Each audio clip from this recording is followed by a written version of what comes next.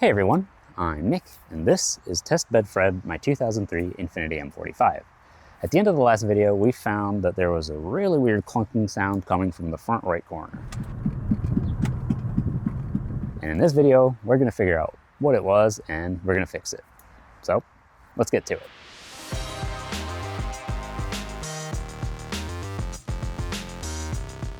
Alright, let's try to figure out what could be going on with this corner. Don't feel any play in the bearing. So far, it doesn't seem to be the bearing. Still not eliminated. Now let's try something.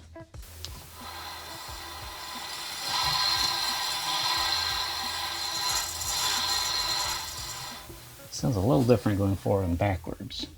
We were seeing the issue with the wheel turn, so maybe I'll try that now. See if anything changes.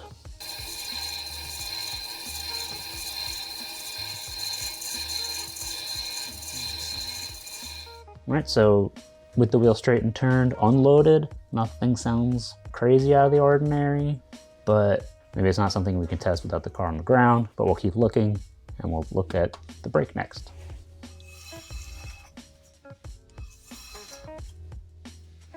So I don't see any unusual markings on the back of the disc, which I guess is a good sign.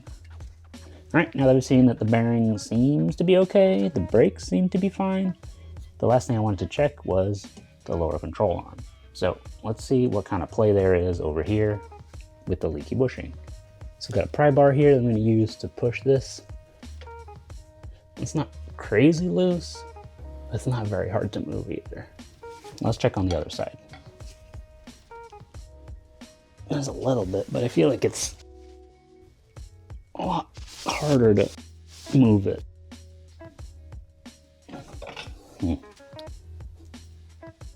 Definitely looser here. With everything we've seen, it really looks like the lower control arm is what's causing the clunking. Now, when I first noticed that the bushing was leaking, I actually ordered a replacement control arm because I figured I'd have to replace it anyway, and it's right here. Unfortunately, the OEM part is the only option without doing some other mods. I will be trying to refurbish the other arm with new bushings, and I'll go into that in more detail in a future video. Let's get that old arm out, install this one, and hopefully when we go drive it, it'll be nice and smooth and no more clunking. All right, so the first thing we need to do to remove this lower control arm is to remove the ball joint nut, which kind of sits down there and has a cotter pin through it. Then we'll remove that nut and bolt and that nut and bolt. Once the cotter pin's removed, I've brushed the threads a bit, and this is a 22mm nut, so we're gonna get that out.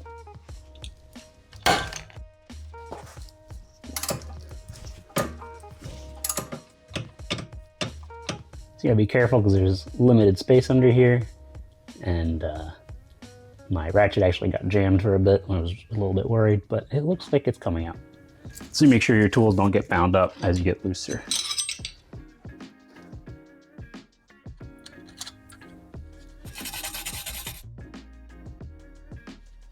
Just kind of working it back and forth. Yes!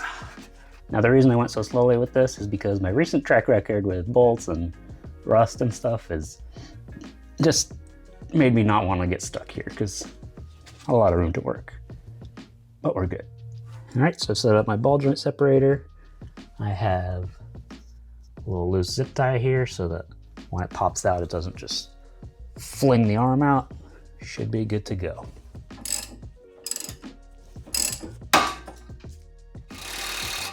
No, it's gonna pop out again. Ugh. Pickle fork, I guess. It might tear the boot. I don't love that, but we'll try it.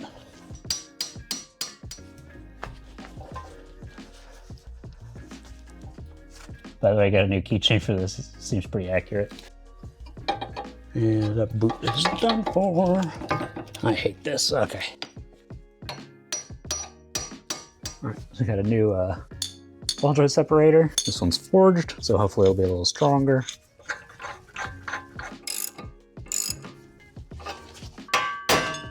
Yay! What? Did it even come loose? Okay, no, it is free. Okay, good. All right, next, we could tackle these. I think now what's holding the ball joint is that these are tight and the bushings don't want to turn. This is a 19. Is that a 17? It is. Okay. Ooh. Whoa, holy shit. There we go. Yeah.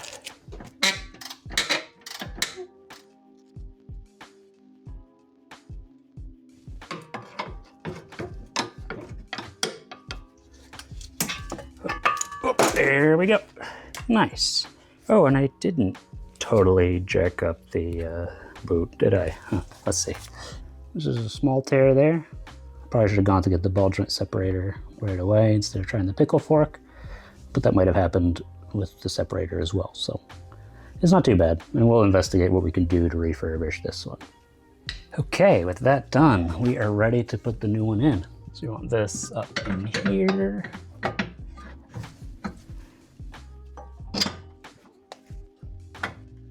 Okay, that comes through there.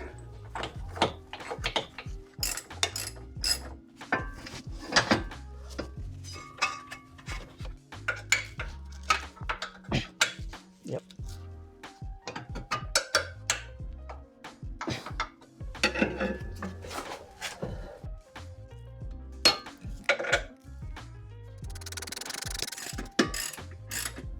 All right, I'll start with the bolt for the smaller bushing. I'm going to go to 118 Newton meters. It's 108 to 127 is the range. All right. Now the big one is a little higher, 147 to 167, so we'll do 157. And then we'll torque this nut to spec and put in a cotter pin. The nut is, we'll just do around 100 Newton meters. All right, new cotter pin's in place. Now to torque the nut on the ball joint, I used this to use a wrench. You can use a calculator to measure the extension from here to here using the length of your torque wrench to enter what torque you need to get and what you actually need to set here to account for the extra length. So it'll be a lower number. And that way you can actually fit the wrench on because there's not enough room in there to fit a torque wrench. Well, you might be able to if your torque wrench isn't too wide. You might have been able to do it, but it works either way. We're on the road. I'm not hearing any crazy clunking from the front right corner, which is good, so that must have done the job. But I am noticing that getting a little bit of shock noise, and that means the shocks are wearing out. And that's actually one of the Achilles heels of these cars because front suspension is unique to the M45. The JDM cars on the same platform don't have the same suspension up front, and it's just not available stock anymore. So that's one of the reasons these cars get taken off the road, because for some people it's too expensive and not worth it to do on a car that they consider old.